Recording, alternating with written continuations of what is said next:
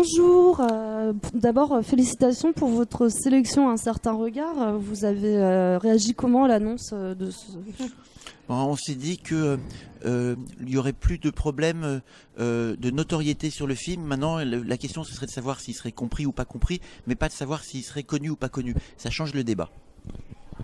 J'ai lu dans ce film que quand vous faisiez le tournage, l'intention c'était de contrer Keshish sur sa vision de la jeunesse actuelle. Vous pourrez en dire plus? Écoutez, j'ai pas spécialement envie de polémiquer avec d'autres cinéastes. Honnêtement, je préfère parler de notre film que parler du cinéma des autres, donc voilà. D'accord. Donc ça c'est une question pour vous trois. Ouais. D'abord, Antoine, comment s'est passé le casting? Comment vous avez recruté ces deux... Le casting, c'est pour moi peut-être plus que 50% de la mise en scène. C'est-à-dire que le film s'écrit au casting. Ce qu'il va y avoir dans le film, c'est vraiment au casting que ça se décide, parce qu'en fait, ce n'est pas seulement un casting d'actrices et d'acteurs, c'est un casting de co-scénaristes. Puisque, comme vous le savez, ma démarche, c'était finalement de donner la parole à ces jeunes femmes, et en l'occurrence à Inas et Swad, et elles l'ont joyeusement prise, ce qui fait que ce n'est pas mon film que vous voyez ou qu'on présente, mais c'est vraiment notre film. Donc le casting, on a vu 1900 jeunes pour en choisir 5. Le casting a duré 14 mois, et finalement, c'était ceux qui avaient le plus d'imagination, et donc qui étaient capables de donner dans leurs improvisations leur vision du monde, de la vie, et leur drôlerie. Parce que je savais déjà que je faisais une comédie, et finalement c'était au casting que se dessinait le fait de faire une comédie. Une question aux actrices aussi sur le casting. Quand vous avez passé le casting, vous avez appris que vous étiez prise, comment vous avez réagi? Alors, ce qu'il faut savoir, c'est qu'on a été prise pour le casting de Aramis, donc notre premier film ensemble tous les trois. Donc sur À genoux les gars, on le savait déjà, et en fait sur Aramis, je m'en souviens très bien quand Antoine m'a pris de côté pour me dire que potentiellement je pouvais être prise, et du coup moi je suis là en mode ok, d'accord. Je me suis pas spécialement rendu compte. Il y a beaucoup de choses où je me rends pas compte. Et en fait c'était une très belle expérience, puis j'étais vraiment contente parce que je pensais vraiment pas être prise, étant donné que c'était pas du tout mon domaine. Donc c'était une très belle surprise. Moi j'ai l'impression qu'en fait Antoine me l'a jamais dit. J'ai l'impression de jamais avoir été prise. Bonne nouvelle, Inas. Tu sais quoi? Quoi? T'es prise. C'est vrai? Attends, je suis prise pour quoi? Pour Aramis ou à Genoux les gars? Je sais pas, peut-être j'hésite encore. Ok, bon tu me diras. Et au niveau de l'écriture, vous pouvez nous en dire plus tous les trois sur la méthode en fait? Ouais. Tu peux y aller, Inas. Ouais, alors en fait nous on a travaillé donc déjà en préparation, on a fait vraiment 4 mois intensifs tous les jours de répétition. Donc on a fait donc la première phase, en fait Antoine nous donnait une situation, voilà, il se passe ça, allez-y, et nous on parlait pendant 40 minutes, 1 heure sur le sujet. Ensuite, avec la co-scénariste Anne-Sophie Nanki et Antoine, les deux notaient tout ce qui était important et tout ce qui était drôle, enfin bref, tout ce qu'ils trouvaient pertinent, et le rajoutaient au scénario de base qui faisait 100 pages pour arriver à un scénario de 400 pages. Ensuite, il y a eu donc la phase numéro 2, quand nous, on était tous déjà avec le scénario de 400 pages. On devait donc jouer tout ce qui était écrit, mais à ce moment-là, on avait encore le droit de rajouter tout ce qu'on voulait. Et la phase numéro 3, là par contre, c'était apprentissage du texte avant le tournage, parce que le tournage c'était très court, 3 semaines, il fallait qu'on aille vite, il fallait qu'on soit efficace. Voilà. Si vous avez un truc. Ouais, t'as tout dit. Est-ce que vous avez été gêné malgré que vous ayez participé au scénario? Est-ce que certaines scènes ou certains dialogues vous ont gêné à tourner, à vivre? Qui veut répondre? Les deux, si possible. Gênée, non. Mais j'ai eu plusieurs scènes qui m'ont touchée. Notamment celle du parking, celle de la confession où Yasmina annonce à Rim ce qui s'était passé. Ces deux-là m'ont spécialement touchée. Celle du parking m'a touchée à un point où, à la fin du tournage, je suis rentrée dans la chambre, je me suis enfermée, j'ai boudé. Je voulais plus parler à personne.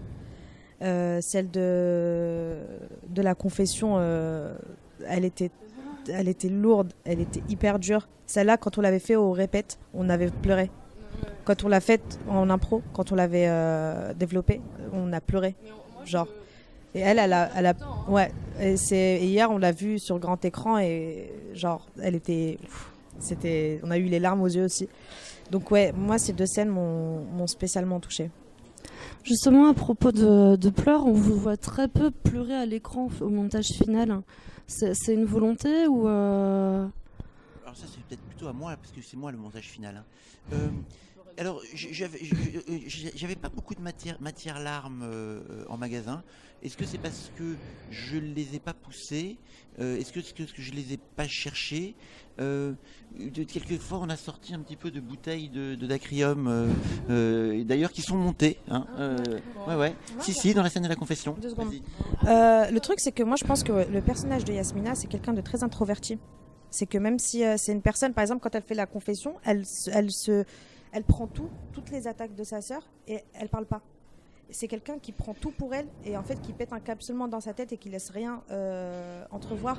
En fait, elle montre rien du tout. Donc je pense que j'avais pas vraiment besoin d'exprimer ça avec des larmes pour le personnage. Genre je pense que son visage est assez expressif pour comprendre si elle est bien ou pas. Et je pense pas qu'elle avait besoin de pleurer pour les scènes. Moi, j'ai une confiance totale dans le ressenti des actrices et je leur ai jamais demandé de pleurer ou pas pleurer. Je crois qu'une fois ou deux, tu as essayé et c'est pas venu, mais parce qu'il fallait pas que ça vienne, certainement. Et en fait, ce qui est très intéressant dans ce que tu dis là, c'est que tu expliques aujourd'hui avec des mots ce que tu savais avec ton ressenti, puisque tu ne pleurais pas parce que c'était pas nécessaire. Et moi, je cherche pas une image, je cherche une justesse. Donc, je cherchais la justesse, je l'ai eue. Donc j'avais pas besoin de chercher autre chose. Antoine, est-ce que vous pouvez nous parler du parti pris musical Oui, bien sûr. Écoutez, moi c'est un bonheur pour moi ce parti pris musical. Je peux dire ce que c'est. Ce sont des chansons yéyé de l'époque des années 60 qui ont une caractéristique, c'est que j'ai choisi 7 chansons dans ce film, dont plusieurs d'entre elles ont été écrites par des jeunes femmes de 16-17 ans qui sont celles qui les ont chantées. Et ces chansons, les titres disent tout. À genoux les gars, qui a donné son titre au film, où les garçons sont des brigands, et c'est des chansons qui sont finalement d'actualité, qui sont féministes, qui disent cette révolte contre les abus des garçons, et qui disent que les abus des garçons, c'est de tout temps, de tout lieu, de toute époque, que c'est pas ici quelque part aujourd'hui, c'est intemporel. Et la facilité qu'on a eue de mettre ces musiques sur le film disent quelque chose de cette intemporalité. On a l'impression que les musiques, elles alertent, en fait. On a l'impression que la chanteuse, elle parle aux personnages en leur disant « faites attention ». En fait, on a l'impression qu'elle leur parle vraiment. Et c'est ça que j'ai trouvé drôle hier en voyant le film. Je me suis dit « ah ok, j'avais pas fait attention à ça ». Mais on a l'impression qu'elle leur... ouais, c'est ça, qu'elle leur parle. Quand j'ai vu le film avec les chansons, en fait, j'ai eu l'impression... Enfin, je sais pas, d'ailleurs, on n'en a jamais parlé, je voulais te demander. Mais j'avais l'impression que ça avait été écrit par rapport à ce qui se passait dans le film. Et vraiment, je me suis dit, comment il a fait pour... Je vais te dire comment j'ai fait. J'ai fait pour les musiques la même chose que j'ai fait pour le casting. J'ai écouté 2000 musiques. Et je cherchais les perles. Et les perles, c'était... des musiques, on me dit des fois vous avez pris des tubes yéyé, mais non, c'était pas des tubes parce que ça n'a jamais été des tubes. C'est des chansons chantées par des inconnus à l'époque et qui n'ont jamais été des succès. Simplement, elles sont merveilleuses, elles sont très belles et effectivement, elles donnent l'impression d'avoir été écrites pour le film à tel point que souvent on me pose la question. Mais non, c'est des chansons de l'époque avec les enregistrements de l'époque. Au niveau des situations, si on les écrit telles quelles sur le papier, ça peut être grave, voire glauque pour certaines. Oui, la scène du sûr. parking, telle quelle, c'est écrit comme ça. Oui, voilà, c'est un très autre dur. cinéaste aurait fait quelque chose de violent. Est-ce qu'il y avait la volonté de rester en surface dans la légèreté Alors, le mot avec lequel je ne vais pas adhérer, c'est surface par rapport à la gravité. C'est-à-dire que pour moi, l'humour, c'est pas la surface. L'humour, au contraire, ça creuse des failles dans le cerveau, dans les crânes, et ça ouvre des portes pour atteindre les non-dits, les dénis des gens à qui on s'adresse, c'est-à-dire finalement aussi aux garçons qui seraient capables d'être des brigands, au sens des salauds, ce que vous voulez. Enfin, bref, la légèreté, l'humour est un moyen de parler des choses graves, pas en surface, au contraire en profondeur. Vous dites, ça peut être grave, moi je veux juste dire ça. Non, c'est grave. Juste, c'est un viol, c'est grave. Voilà. Aux actrices, quand vous voyez le film, est-ce que c'est fidèle et proche de vous, de votre jeunesse, parce qu'il y a 10 000 jeunesses selon d'où on vient, et de votre culture en fait, personnelle. Qui veut y aller? Est-ce que le film est proche de vous, de ce que vous vivez tel quel ou au quotidien? C'est quelque chose qui a été annoncé quand il y avait le tournage du film en fait. Elles ont toutes les envie de répondre. En fait. Tu vas répondre. De toute façon, on va répondre toutes les deux. En fait, juste, je comprends pas cette question. Est-ce que si ça avait été un film, je sais pas, avec un film qu'on voit tout le temps, est-ce que vous auriez posé les mêmes questions? Est-ce que ça se rapproche ma des question elle personnages vient de Monsieur Desrosières qui, dans ce film, annonçait vouloir avoir un regard sur une jeunesse particulière. Mais moi, ça en fait, fait quoi ça en fait? Juste, je pense que le film, l'histoire du film, elle peut arriver à n'importe qui, peu importe son âge. Alors effectivement, ça se passe beaucoup plus, je pense, dans le collège, lycée, les vidéos qui tournent, c'est un peu de cet âge-là. Mais ça peut arriver à n'importe quelle femme, peu importe son âge, peu importe sa nationalité, peu importe d'où elle vient, son rang social, peu importe. Donc, est-ce que ça se rapproche de nos histoires Non, mais vraiment pas que le fait divers. On parle de l'ensemble du film, de comment sont les personnages. Est-ce que vous vous identifiez, vous sentez proche? Moi, je ne suis pas Rime, en fait. Vraiment, je pense être très loin de mon personnage. On l'a forgé, c'est Rime, en fait. Moi, quand je vois le film, je vois Rime, vraiment. Et d'ailleurs, quand je regarde le film, je pleure à la scène de la confession, parce qu'à ce moment-là, je me ressens encore, je me revois au tournage en étant Rime, et ça me fait de la peine tout ce qui arrive à ma sœur, parce que quand je vois le film, c'est ma sœur, alors que là je la vois à côté, c'est Swad. Donc non, vraiment, on n'est pas les personnages. En fait, ce petit mot, j'ajoute, en fait, quand on découvre des nouvelles têtes à l'écran, on a l'impression que les gens jouent leur propre rôle. C'est normal parce qu'on les a pas déjà vus dans d'autres rôles. Il se trouve que, moi je sais qu'Inès et Swad sont des extraordinaires actrices, capables de faire des compositions, et que elles ne jouent pas du tout leur propre rôle. D'ailleurs, on a joué, Swad a merveilleusement bien joué le rôle du père. Oui. Moi, j'ai joué le rôle de Boubou, donc à la fin du film. On a joué aussi le rôle des garçons. Enfin, je pense que oui, en répétition évidemment. On se doutait. Le film ne montre qu'une toute petite partie du talent de ces jeunes femmes, puisque malheureusement, ils ne les montrent que jouant leur propre rôle. Moi, je vais quand même compléter la question. Ah, allez-y. Vous n'avez pas abordé le langage. Ah, le Parce langage. que le langage, vous avez participé au langage. Ouais. Donc, quelque part, vous avez mis beaucoup de vous dans le langage. Donc, j'aimerais bien que vous me fassiez une réponse avec un langage qui correspond. Ah, allez-y, justement. Ouais, vas-y. Non, mais justement, en fait, ce qu'on dit, après je vais te passer le micro. Hein. Mais non, mais en plus, je sais que tu as des choses à dire là-dessus, donc je te laisse ton speech que je connais. Mais moi, tout ce que je veux dire, c'est que, en fait, ce qu'on se dit toujours, c'est que souvent on entend les jeunes n'importe où qui parlent entre eux, on se dit comment ils parlent. Mais je suis désolée, moi avec mes amis, je parle comme ça, et pourtant là, de vous à moi, vous voyez bien que je sais m'exprimer. Et en fait, je trouve ça vraiment super dommage et même dramatique de penser directement que les jeunes ne savent pas s'exprimer. C'est pas parce qu'entre amis. C'était pas du tout ça. Non, je sais, mais je le dis pas à vous. Hein. Ouais. Mais voilà, en fait. Et donc nous, dans le film, on a voulu que ce soit vrai, en fait. Dans le film, c'est censé être ma sœur. Et avec ma sœur, je vais pas parler comme je parle avec Antoine, par exemple. Enfin, pour le coup, si, mais vas-y, parle. Vas-y, Swad. En fait, ce que je dis à chaque fois, c'est que malheureusement, dans le cinéma d'aujourd'hui, qui touche des adolescents, des jeunes, une certaine tranche d'âge, ils mettent généralement des barrières dans les dialogues quand c'est deux amis, par exemple, qui discutent ensemble. Et le truc, c'est que, par exemple, quand je regarde ces films-là, je m'identifie pas. Parce que je parle pas comme ça avec mes potes. Je suis pas en entretien d'embauche. Je suis pas en train de parler à un collègue ou à un patron ou peu importe. C'est des potes à moi, donc je me lâche totalement. Et en fait, je trouve ça dommage c'est relou de voir dans les films des potes parler. Ils sont là en mode tiens, alors la dernière fois j'ai vu. Non, on parle pas comme ça entre potes. Ouais, non, on parle pas comme ça entre potes. Et en fait, c'était la démarche, c'était de montrer de faire un truc hyper réaliste qui se rapproche en fait. Et parler de cette manière-là ne veut pas dire ne pas savoir s'exprimer. C'est juste, le truc, c'est qu'à notre époque, la langue s'améliore. La langue s'améliore et continuera à s'améliorer. Elle évolue. Enfin, s'améliore, oui, c'était le mot, c'est évoluer. Excusez-moi, pardon. Elle évolue.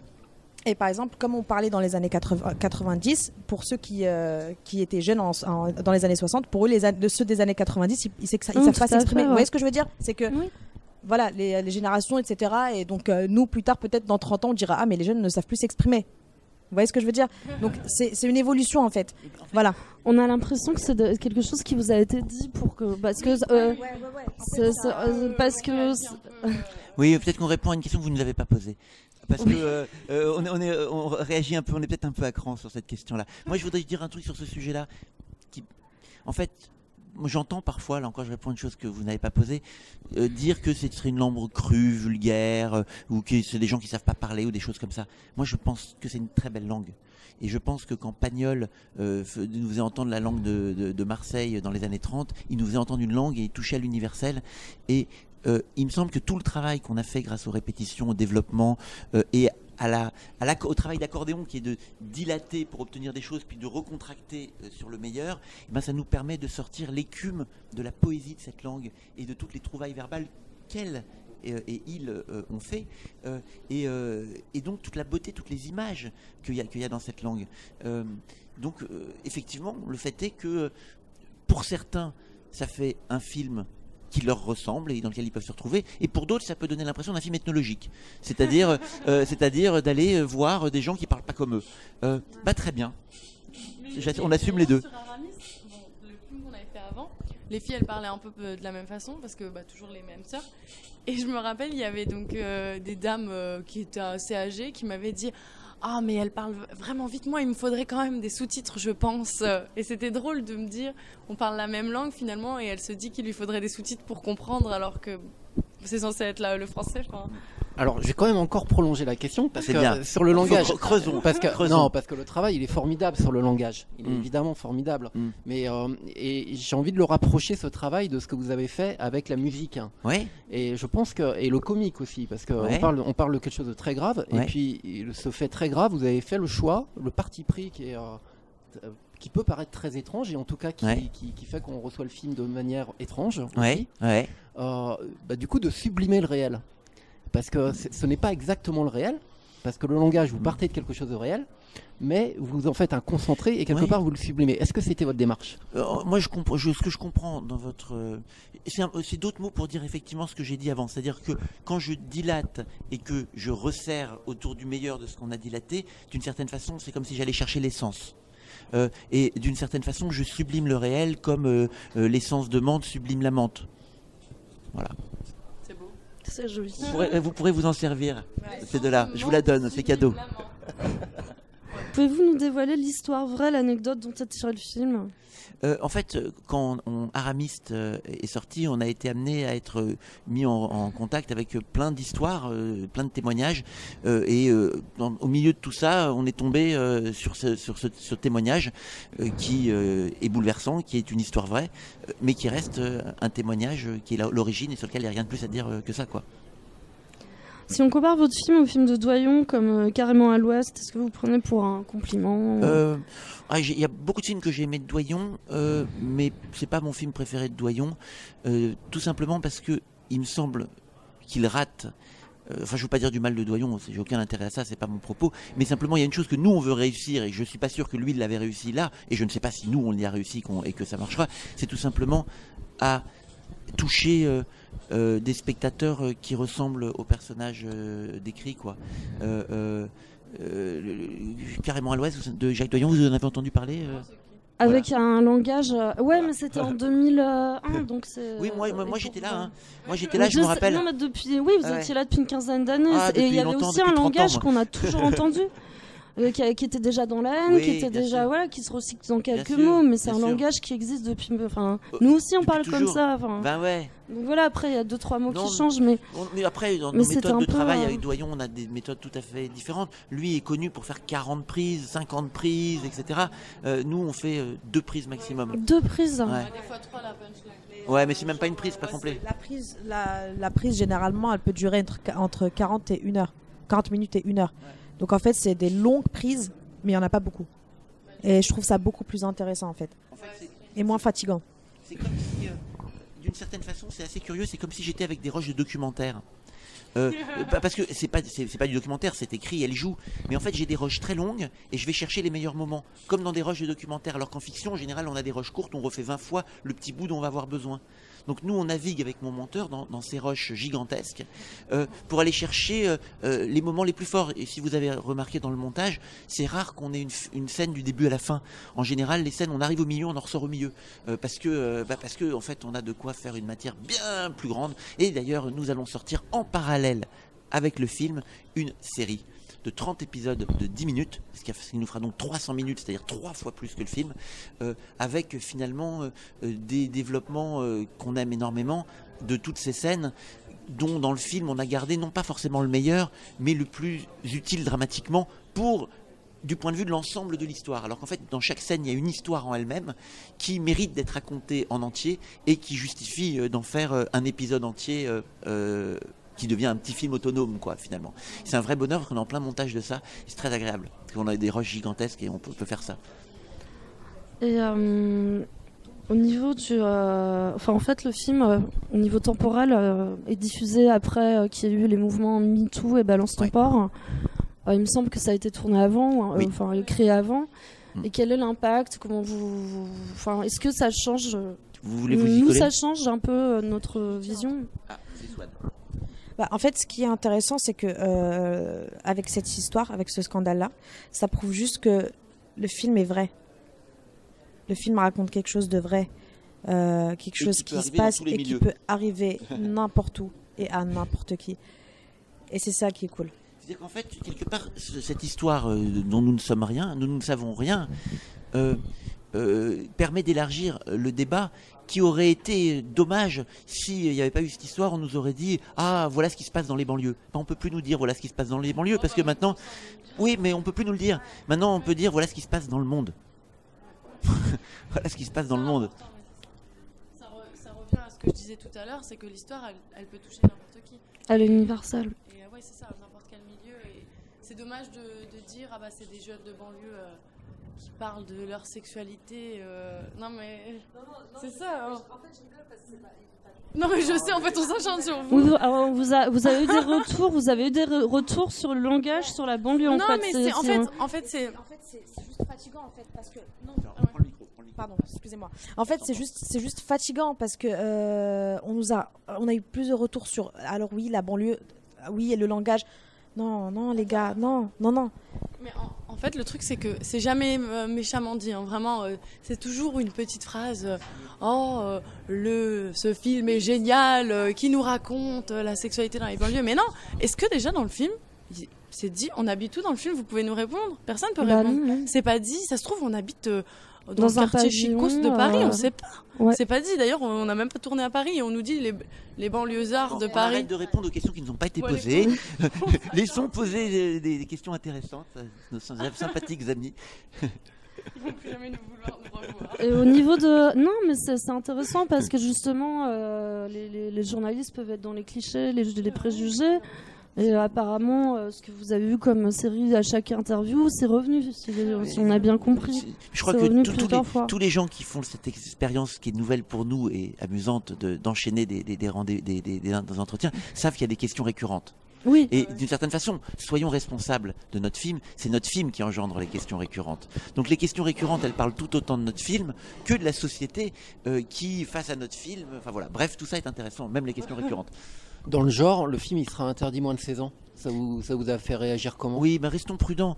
Pour l'instant, il y a eu un premier passage avec cette demande d'interdiction qui n'a pas encore été signée par le ministre et qui, je le pense, ne le sera pas parce qu'on a fait appel et je pense que la sagesse reprendra ses droits.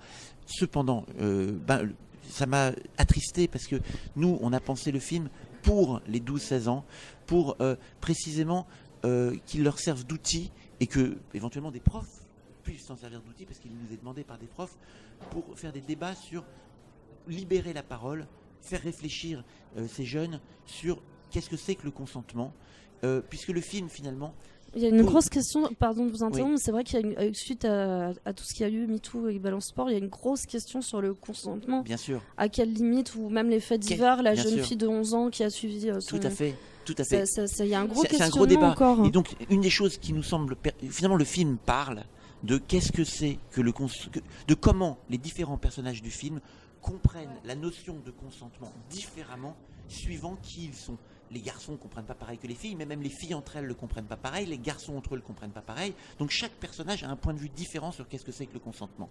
Et tout ça est mis en friction et ça fait l'histoire du film. Et finalement, ce débat-là, c'est le débat que des jeunes de 12-16 ans, ceux pour qui ces questions sont en construction, leur découverte sexuelle, donc c'est normal en fait, il y a aussi, pour les garçons, il y a une forme d'ignorance aussi. Ça veut dire qu'ils peuvent se comporter d'une certaine manière avec des filles, mais ils se rendent pas compte que c'est grave ce qu'ils font.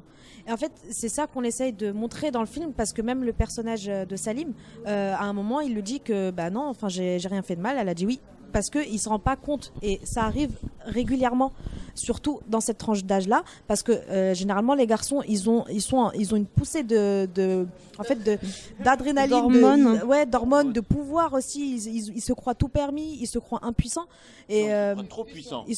Pardon, mon Dieu, je suis désolée, je suis fatiguée. Ils se croient trop puissants, pardon. C'est un lapsus. Ils se croient trop puissants justement et en fait ils se permettent des choses qu'ils ne devraient pas se permettre, et c'est là que le film sert. C'est que en fait c'est pour dire non les gars, vous avez pas le droit de faire tout ce que vous faites justement. Juste pour résumer la situation, un non c'est un non, on est d'accord, mais attention, parce qu'un oui donné après un non et après 10 minutes, retournage de cerveau, je sais pas, on peut supplier la personne, enfin bref, à partir du moment où elle a dit non et que la personne a insisté, qu'elle finit par un oui, je suis désolée, ce oui, c'est un non. Donc, voilà. Et le film, il est aussi fait pour les garçons qui sont potentiellement des petits cons. Il est aussi fait pour créer des failles dans leur cerveau et pour aller leur poser des questions. Et si c'est une comédie, c'est parce que si c'était un drame, ceux-là, ils ne viendraient même pas voir le film. C'est une comédie, ils vont se marrer et ils vont se dire « Ah tiens, effectivement, peut-être que c'est pas cool, le truc. » Et les garçons en question, on est d'accord, ils sont partout, ils ont tous les âges. Mais le moment où ces questions se construisent, où il est encore temps de faire quelque chose, c'est les 12-16 ans. Et donc, les 12-16 ans, c'est pas qu'il faut leur interdire le film. C'est un film il faut le leur montrer. Et interdire ce film aux moins de 16 ans, c'est ne pas comprendre à quoi sert le cinéma, à quoi sert ce film. Au Kenya, on interdit un film sur les jeunes homosexuels parce que l'homosexualité interdit ce film et un certain regard comme nous. En France, on interdit un film pour les adolescents aux adolescents. Cherchez l'erreur. Et d'ailleurs, on sera très très très heureux d'accompagner le film dans toutes les classes s'il le faut pour expliquer, pour ouvrir le débat et pour parler avec ces jeunes qui peut-être ne comprendront pas tout. Et ben voilà. C'est-à-dire que le film a une fonction sociale et il ne faudrait pas qu'on nous empêche de la voir. Mais on va faire la série qui va être diffusée sur Internet gratuitement, là où il n'y a pas de censure et là où les jeunes vont. Donc de toute façon, il atteindra sa cible. Propos que certains pourraient appeler homophobes, ils ont un décalage avec les filles. Ah oui, beaucoup, voilà, les propos homophobes, c'est venu de votre scénario ou c'est eux aussi ont pu participer à cette vision? Au cours du casting, on a rencontré beaucoup de garçons. Et pour beaucoup de ces garçons, c'était plus problématique de jouer un PD que de jouer un violeur. Non, c'est pas une voilà. Et donc, nous, à partir de là, comme on puise dans le réel joyeusement, eh ben, on a inventé une scène qu'on peut spoiler tranquillement parce que c'est la deuxième scène du film, donc on va pas trop loin, qui pose un débat qui est qu'est-ce qui est plus grave, être un chat PD ou un chat violeur? Le débat est un tout petit peu décalé, mais on n'est quand même pas très loin du débat de base. On en arrive à interroger le rapport au monde, le rapport aux valeurs de gens pour qui l'homophobie est normale, de gens qu'on trouve partout, dans tous les corps de la société, dans tous les milieux. Je tiens à le préciser. Et au niveau de la fin, vous l'avez écrite toutes les deux en fait, c'était pas une fin donnée?